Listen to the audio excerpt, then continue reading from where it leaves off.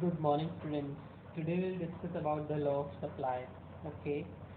Just as the law of demand, the law of supply also depends on constant. Okay. And that constant is the price of own commodity. Okay. The supply depends on the price of own commodity. Okay. That is the constant on which the supply depends. Just as demand, okay, the demand of the product were also dependent on the price of the own commodity or on price of the commodity, okay, अपने खुद के price के ऊपर depend करता था demand, वैसे ही supply भी अपने खुद के प्राइस के ऊपर डिपेंड करता है. Okay, so here we go. What does it say? The law of supply states that, okay, words will remain same. Clear? पूरे सेंटेंस में वर्ड्स वही रहेंगे, सिर्फ चेंज क्या हो जाएगा, क्वांटिटी डिमांडेड और क्वांटिटी सप्लाइड रिप्लेस कर देंगे और जस्ट ऑपोजिट इफेक्ट वो दिखाएगा. क्लियर? इफेक्ट ऑपोजिट होगा और क्वांटिटी सप्लाइड हम यूज करेंगे क्वांटिटी डिमांडेड की जगह. ओके, और इफेक्ट जस्ट ऑपोजिट हो जाएगा. Okay, so the law supply states that other things remaining constant और other things being equal, same as यहाँ तक लॉ ऑफ डिमांड में भी ऐसा ही था. Law of demand states this. Okay, so law of supply states that other things remaining constant, quantity supplied, okay, quantity demanded की जगह हमने क्या यूज कर लिया, quantity supplied. Clear? Quantity supplied increases with increase in on price of the commodity. Clear? And vice versa. Quantity supplied increase होगी जब on price increase होगा. That means हम पहले भी डिस्कस कर चुके हैं चैप्टर के शुरू में कि एक प्रोड्यूसर तभी कमोडिटी, उस पर्टिकुलर कमोडिटी की ज़्यादा यूनिट्स बेचना चाहेगा जब उसका प्राइस इंक्रीज होगा, बिकॉज कॉस्ट ऑफ प्रोडक्शन तो उसका सेम रहा. जब उसने बना ली तो कॉस्ट इनकर हो चुकी है, अब मार्केट प्राइस ही सिर्फ इंक्रीज हो रहा है, तो अल्टीमेटली क्या होगा, उसका प्रॉफिट मार्जिन इंक्रीज होगा. क्लियर? कॉस्ट तो जब बनाई थी तब इनकर की थी, ठीक है. तो अब अगर प्राइस इंक्रीज हो रहा है ओवर द टाइम पीरियड या ओवर द ईयर्स, ठीक है, तो जब बना ली गई है तो कॉस्ट ऑफ प्रोडक्शन थोड़ा ना चेंज होगा प्राइस के साथ साथ. क्लियर? उसका सिर्फ मार्केट प्राइस चेंज होगा. तो मार्केट प्राइस अगर इंक्रीज हो रहा है तो उसका प्रॉफिट मार्जिन इंक्रीज होगा. Clear? That's why it is very clear that producer will only tend to sell more of a commodity when its price goes up. जब उसका प्राइस इंक्रीज होता है वो उस कमोडिटी को तभी ज़्यादा बेचना चाहेगा. ठीक है? कंज्यूमर के जस्ट ऑपोजिट, कस्टमर के या कंज्यूमर के जस्ट ऑपोजिट उसकी जो है टेंडेंसी होती है. क्लियर? लॉ ऑफ डिमांड में क्या था, प्राइस राइज तो quantity demanded low, if price decreases quantity demanded increases. Clear? इसमें जस्ट ऑपोजिट है. Clear? Other things remain constant. ठीक है, या डिटर्मिनेंट्स होंगे, डिटर्मिनेंट्स ऑफ सप्लाई. ये जो अदर थिंग्स हैं डिमांड में भी हमने पढ़ा था, these other things are the determinants of supply. Clear? So other things remain constant, quantity supplied increases, quantity supply increase होगी with increase in on price of commodity. यहाँ पे ऑन प्राइस लिखना ज़रूरी है, ठीक है, बिकॉज रिलेटेड गुड्स के भी प्राइस हम यहाँ पे कंसिडर करते हैं. क्लियर? तो ऑन प्राइस हम यहाँ पे बोलेंगे. तो on price of the commodity अगर राइज होगा या इंक्रीज होगा तो क्वांटिटी सप्लाइड भी इंक्रीज हो जाएगी. एंड अगर प्राइस जो है on price of the commodity decrease होता है तो क्वांटिटी सप्लाइड भी डिक्रीज हो जाएगी, क्योंकि यहाँ पे प्रोड्यूसर का प्रॉफिट मार्जिन डिक्रीज हो जाएगा तो कम बेचना चाहेगा. Okay, so that was the law of supply. Clear? अगर हम यहाँ पे इसको एग्जांपल से देखें, so here is the price of x commodity, it is the supply of x commodity. Clear? 10 rupees, 11 rupees, 12 rupees. Okay, price is increasing consistently. Units sold or supply, units of the quantity supplied of x commodity, 100 units, 200 units and 300 units. Okay, so as on one side the price is increasing or rising, the quantity supplied is also rising or increasing. Okay, this relation makes the supply curve flow upward, okay, और slopes upward. Clear? ये जो relation है price और quantity supplied का, इसी की वजह से जो सप्लाई कर्व है, ठीक है, ये अपवर्ड स्लॉपिंग होता है. Clear? Means left to right upward sloping curve है, ये अपवर्ड स्लॉपिंग कर्व होगा. ठीक है, लेफ्ट टू राइट अपवर्ड, जबकि डिमांड का क्या था, left to right downward sloping demand curve था. क्लियर? सो ये जो स्लॉप है ये क्या बताता है, स्लॉप जो है बहुत इंपॉर्टेंट रिलेशन बताता है. ठीक है, slope of ideal demand curve और सप्लाई कर्व ये एक रिलेशन दिखाता है. ठीक है, So we are saying that the slope of demand curve was downward, okay, from left to right. So downward sloping demand curve shows the inverse relationship between price and quantity demanded. Clear? Inverse relationship between price and quantity demanded. That's why the demand curve slopes downward. Just opposite, the supply curve slopes upward. That means this curve shows the relation between price and quantity supplied. And if it slopes upward, this will reveal, or this shows the positive relation. That means if price increases, the quantity supplied also increases. Price goes P to P1, the quantity supplied goes Q to Q1. Okay, increase हो जाती है quantity supplied जब price increase होता है तो okay. So there is a positive relation between the on price of the commodity and quantity supplied. Clear? Then upward sloping. अगर question पूछा जाए what does the upward sloping supply curve indicate? So the upward sloping supply curve indicates that there is a positive relation between price and quantity supplied of the commodity. Okay, वहाँ पे positive relation है इन दोनों के बीच में. Clear? That was the relationship of supply curve. Now we'll take some assumptions. ठीक है, from the law से ही हमने assumption लिया है. वहाँ पे हमने एक word use किया था other things remain constant. Okay, वो other things क्या थे? Determinants. तो जो supply के determinants होंगे वो क्या क्या होंगे उनको हम constant रख लेंगे. The price of related goods जो हमने माना था वो कांस्टेंट रहना चाहिए. Okay, so there is no change in price of factors of production. जो फैक्टर्स ऑफ प्रोडक्शन है उनके प्राइस में कोई चेंज नहीं आना चाहिए, तो कॉस्ट ऑफ प्रोडक्शन चेंज नहीं होगी. क्लियर? ये जो price of factors of production हमने लिया है वो चेंज नहीं होगा. ठीक है, तभी सप्लाई इंक्रीज होगी. क्लियर?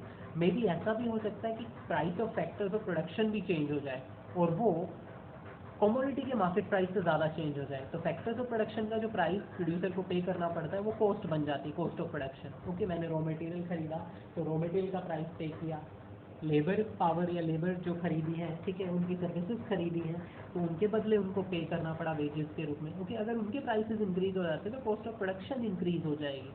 ठीक है, अगर कॉस्ट ऑफ प्रोडक्शन इंक्रीज हो जाती है तो might be chances are there, possibilities are there कि कमोडिटी की प्राइस इंक्रीज होने पे भी उसकी सप्लाई इंक्रीज ना हो. क्यों? क्या पता कॉस्ट ऑफ प्रोडक्शन ज़्यादा इंक्रीज हो गई होगी. ठीक है, इसलिए माना जाता है, अज्यूम किया जाता है कि प्राइस और क्वांटिटी सप्लाइड में तभी पॉजिटिव रिलेशन होगा जब अदर थिंग्स कांस्टेंट होंगी. उन अदर थिंग्स में क्या आया? Price of factors of production. अगर हम फैक्टर्स ऑफ प्रोडक्शन का जो प्राइस है उसको कांस्टेंट मान के चलेंगे. Okay, price of factors of production को अगर कांस्टेंट मान के चलेंगे तो that means cost of production constant है. ठीक है, अब अगर प्राइस इंक्रीज होता है कमोडिटी का तो प्रोड्यूसर ज़्यादा बेचेगा. ठीक है, क्योंकि उसका प्रॉफिट मार्जिन इंक्रीज होगा.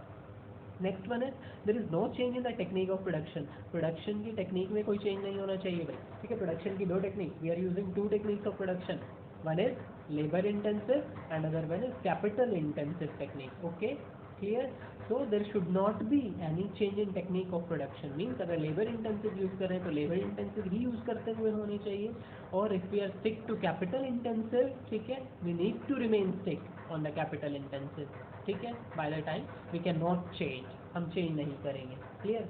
क्यों? रीज़न भी, अगर हम लेबर से कैपिटल या कैपिटल से लेबर पे चले गए तो कॉस्ट पे इफेक्ट पड़ेगा और प्रोडक्शन पे भी पड़ेगा. Clear? If we are using capital intensive technique and by the time or intrinsically if we shift to labor intensive, okay, from capital to labor intensive, तो प्रोडक्शन कम हो जाएगा और कॉस्ट इंक्रीज हो जाएगी. ठीक है, क्योंकि लेबर जो है या लेबर जो है स्लो स्पीड में काम करते हैं एज कम्पेयर टू मशीन, तो प्रोडक्शन कम हो जाएगा. ठीक है, तो सप्लाई नहीं बढ़ पाएगी प्राइस बढ़ने पे भी. क्लियर? तो ये माना गया कि टेक्निक ऑफ प्रोडक्शन में कोई चेंज नहीं आना चाहिए, जो हम यूज़ कर रहे हैं वो ही यूज़ करते हुए होने चाहिए. There is no change in goal of the firm. ठीक है, we have already discussed about the goal of the firm. हम गोल ऑफ फर्म को भी डिस्कस कर चुके हैं. फर्म के दो गोल्स होते हैं, one is profit maximisation and other one is sales maximisation. Okay, profit maximisation कुछ और कहता है एंड सेल्स मैक्सिमाइजेशन कुछ और कहता है. क्लियर? ये हम पहले डिस्कस कर चुके हैं. तो इन गोल्स में भी चेंज नहीं होना चाहिए. बिकॉज प्रॉफिट मैक्सिमाइजेशन जो है क्या कहता है कि प्राइस इंक्रीज होने पे सेल्स बढ़ाएंगे. ठीक है, ज़्यादा बेचेंगे. मेरे सेल्स मैक्सिमाइजेशन कहता है कि प्राइस सेम रहने पे या कम होने पे हम ज़्यादा सेल करेंगे ताकि हमारी सेल बढ़ सके. कम प्राइस पे भी ज़्यादा बेचने के लिए रेडी है क्योंकि वो ज़्यादा सेल करना चाहते हैं. ठीक है, तो गोल्स चेंज नहीं होने चाहिए. जो भी गोल है वो जो फर्म का जो गोल है वो सेम रहना चाहिए। There is no change in the price of related goods. जो सब्सटीट्यूट एंड कॉम्प्लीमेंट्री गुड्स, हम रिलेटेड गुड्स के बारे में पढ़ते थे, ठीक है, तो सब्सटीट्यूट और कॉम्प्लीमेंट्री गुड्स के प्राइसेस में भी कोई चेंज नहीं आना चाहिए, ठीक है, क्लियर, वो कांस्टेंट होने चाहिए, अदरवाइज ये सप्लाई को अफेक्ट करेंगे। There is no change in business expectation. Business expectation हमने पढ़ी पीछे, bullish expectation and bearish expectation. Bullish में क्या है, producer is expecting rise in demand, ठीक है, वो सोच रहा है कि मार्केट में जो है उछाल आएगा, मीन्स डिमांड बढ़ेगी, तो वो ज़्यादा इन्वेस्ट कर देता है और प्रोडक्शन बढ़ जाता है, ठीक है। बियरिश में क्या होता है, उसे लगता है producer is expecting a decrease और decline in demand in future, कि फ्यूचर में डिमांड घटने वाली है, तो इन्वेस्टमेंट घटा देता है, प्रोडक्शन कम हो जाएगा, ठीक है। इसलिए एक्सपेक्टेशन से भी कोई चेंज नहीं आना चाहिए। एंड गवर्नमेंट पॉलिसी, ये अदर फैक्टर्स हम सारे पढ़ चुके हैं, डिस्कस कर चुके हैं। Government policy regarding taxes and subsidies, ठीक है, उसमें भी कोई चेंज नहीं आना चाहिए, क्योंकि ये सप्लाई को अफेक्ट करते हैं, ओके। टैक्सेस प्राइस को बढ़ा देंगे, जिस वजह से सप्लाई कम हो जाएगी, ठीक है, क्योंकि प्रॉफिट मार्जिन कम हो रहा है। टैक्सेस उनके प्रॉफिट को अफेक्ट कर रहा है, डायरेक्टली कम कर रहा है, ठीक है, तो सप्लाई कम करना चाहेंगे उस केस में प्रोड्यूसर। तो लॉ ऑफ सप्लाई इन अदर फैक्टर्स को कांस्टेंट रखते हुए ही अप्लाई होगा, अदरवाइज नहीं होगा। Next one is exception to the law, ठीक है, जहाँ पे लॉ आया वहाँ पे एक्सेप्शन जरूर होंगे, ठीक है, जैसे लॉ ऑफ डिमांड में हमने एक्सेप्शन पढ़े थे, वैसे लॉ ऑफ सप्लाई में भी एक्सेप्शन, ठीक है। हम साइंस में भी बहुत सारे लॉज पढ़ते हैं, बट कुछ कंडीशंस उनकी एक्सेप्शन होती है। So where there is a law there will always be some exception, वहाँ पे कुछ ना कुछ एक्सेप्शन जरूर होंगे जहाँ पे भी लॉ है। तो लॉ ऑफ सप्लाई के एक्सेप्शन है। One is agricultural output, okay. Law क्या कहता है, there is a positive relation between price and quantity supply, means अगर प्राइस बढ़ेगा तो प्रोड्यूसर सप्लाई बढ़ाएंगे, ठीक है। लेकिन एग्रीकल्चरल आउटपुट के केस में ऐसा पॉसिबल नहीं हो सकता है, ठीक है। क्यों? बिकॉज एग्रीकल्चरल आउटपुट और agro output are dependent on natural factors, okay, no natural constraint, वो नेचुरल फैक्टर्स के ऊपर डिपेंड करता है, ठीक है। लाइक प्राइस अगर गवर्नमेंट ज़्यादा अनाउंस कर देती है क्रॉप के, लेकिन due to some natural calamity crop destroy हो जाती है, तो हम चाहकर भी सप्लाई नहीं बढ़ा सकते। प्राइस ज़्यादा है, गवर्नमेंट ने हाई प्राइस अनाउंस कर दिया, MSP मिनिमम सपोर्ट प्राइस, ठीक है, जो है हाई कर दिया है, ठीक है, लेकिन due to some natural calamity like heavy rain, ठीक है, थंडर स्टॉर्म या हेल स्टॉर्म की वजह से क्रॉप डिस्ट्रॉय या फिर सूखा पड़ गया, ठीक है, जिस वजह से क्या हो गया, मीन ड्रॉप्स की वजह से क्रॉप डिस्ट्रॉय हो गई। तो प्राइसेस तो काफ़ी हाई है मार्केट में ग्रेन से, लेकिन क्रॉप डिस्ट्रॉय हो गई, तो हम चाहकर भी सप्लाई नहीं बढ़ा सकते। तो इस केस में एक्सेप्शन प्रूव हुआ, ठीक है, लॉ अप्लाई नहीं हुआ कि प्राइस तो ज़्यादा है लेकिन फिर भी सप्लाई नहीं बढ़ा पाए। The next one is goods of social distinction, ये हम डिमांड में भी पढ़े थे, सोशल डिस्टिंक्शन। यहाँ पे हम सोशल डिस्टिंक्शन में उन गुड्स को यूज़ करेंगे like which are anti products और एंटी गुड्स, ठीक है।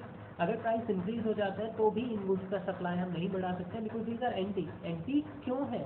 क्योंकि ये पास्ट से रिलेटेड है, ठीक है, अभी नहीं बनाई गई है, ओके। तो जितने भी एंटी प्रोडक्ट्स होते हैं लाइक पुराने जो स्टैम्प्स हैं, लाइक कॉइन्स हैं, ओके, जो भी चीज़ें हैं एंटीक प्रोडक्ट्स जो भी हैं, ठीक है, जो पुराने टाइम से रिलेटेड है, ठीक है, वो काफ़ी कॉस्टली होती है, ठीक है। तो प्राइस ज़्यादा इंक्रीज होने पे भी उनकी सप्लाई नहीं बढ़ाई जा सकती। क्यों?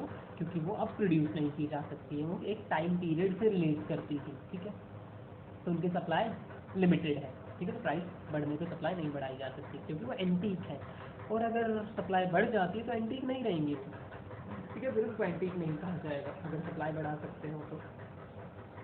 Next one is perishable goods. Perishable goods वो गुड्स होती है जिनकी शेल्फ लाइफ कम होती है, दैट मीन्स जिनको लंबे समय तक स्टोर करके नहीं रखा जा सकता, okay. So these goods also do not follow the law of supply because the producers or the sellers cannot store such goods for a longer duration in expectation of rise in price in future, okay। Producers in goods को या sellers इन goods को ज़्यादा लंबे समय तक store करके नहीं रख सकते इस एक्सपेक्टेशन में कि फ्यूचर में जब प्राइस बढ़ेंगे तब इनको बेचेंगे, ठीक है। तो अगर स्टोर करके रख दिया तो ख़राब हो जाएंगे, ठीक है। तो इवन एट लोअर प्राइसेस भी इनकी सप्लाई बढ़ाई जा सकती है क्योंकि इनके ख़राब होने का रिस्क है, ठीक है। तो इनकी शेल्फ लाइफ कम है, ठीक है, क्योंकि ये ख़राब हो सकती हैं, इसलिए लो प्राइसेस से भी ज़्यादा सप्लाई किया जा सकता है। फॉर एग्जांपल मिल्क है और मिल्क प्रोडक्ट्स हैं, ठीक है, डेयरी प्रोडक्ट्स हैं, तो वो पेरिशेबल और नेचर के होते हैं, वो जल्दी ख़राब हो सकते हैं, तो उनको स्टोर करके नहीं रख सकते ये एक्सपेक्ट करते हुए कि फ्यूचर में प्राइस इंक्रीज होंगे, तो उनको बेच दिया जाएगा, ओके।